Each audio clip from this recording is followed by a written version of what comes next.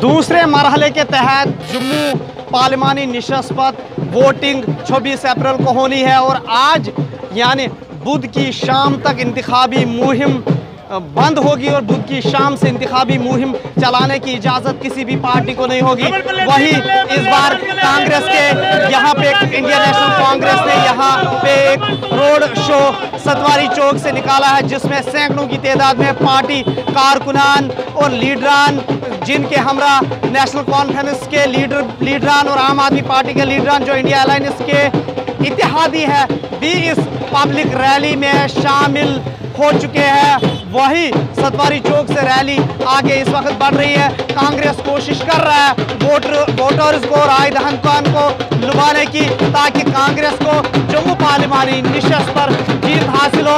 वही दूसरी जानिब भारतीय जनता पार्टी के अलावा दीगर उम्मीदवार हैं, वो भी अपना किस्मत इस पार्लिमानी नशिस्त पर आजमा रहे हैं और इंतखाबी मंशूर घर घर तक पहुंचाने की हर एक पार्टी की तरफ से कोशिश की जा रही है। आप देख सकते हैं यहाँ पे किस तरह से पार्टी कारकुनान जो इंडियन नेशनल कांग्रेस के हामी है, वो किस तरह से यहाँ पे जश्न मना रहे हैं। और रमन भल्ला के हक में जो इंडिया अलायंस का कैंडिडेट है, इंडियन नेशनल कांग्रेस का सीनियर लीडर साबिक वजीर और जम्मू कश्मीर प्रदेश कांग्रेस कमेटी के कारगुजार सदर रमन भल्ला के हिमायत में ये रैली इस वक्त सतवारी चौक से निकाली जा रही है। आप देखना ये जरूर होगा।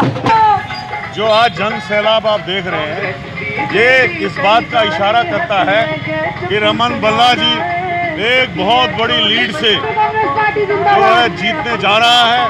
कांग्रेस पार्टी ने ऑलरेडी एक सीट जो उधमपुर डोडा कुटवा की थी, चौधरी लाल सिंह ने वो स्वीप कर ली है।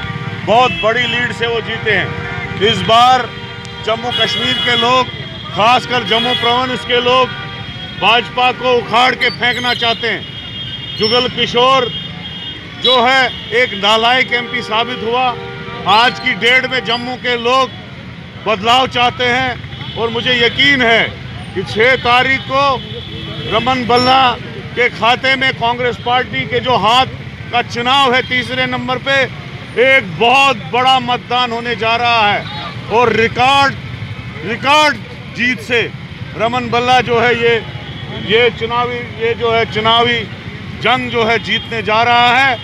क्योंकि बीजेपी ने खाली ख्वाब लोगों को दिखाए, चाहे वो अच्छे दिनों के थे, चाहे 2 करोड़ नौकरियों के थे, चाहे जम्मू को चमकाने के थे।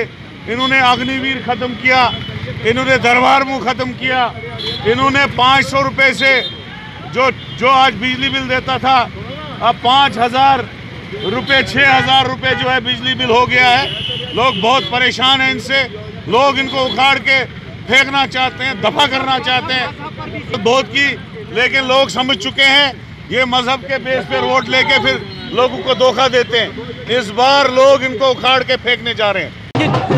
जम्मू पार्लिमानी नशिस्त पर जिस पर 22 उम्मीदवार अपना किस्मत आजमा रहे हैं, किसके सर पे सजेगा ताज और वो पार्लियामेंट यहाँ से जाएगा। 2024 पार्लियामेंट इंतखाबात के नताइज 4 जून को आएंगे। ईटी भारत के लिए जम्मू से मैं मोहम्मद अशरफ।